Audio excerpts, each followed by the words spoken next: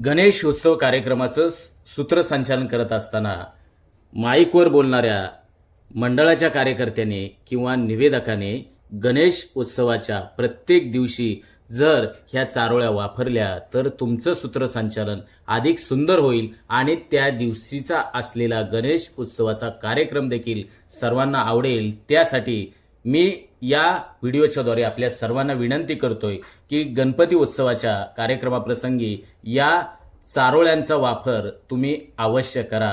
मग पहा तुमचं सूत्रसंचालन अधिक बहारदार, अधिक सतेज आणि अधिक उठावदार होईल। चला तर पाहूया या सुंदर चारोळ्या फक्त गणेश उत्सवासाठी।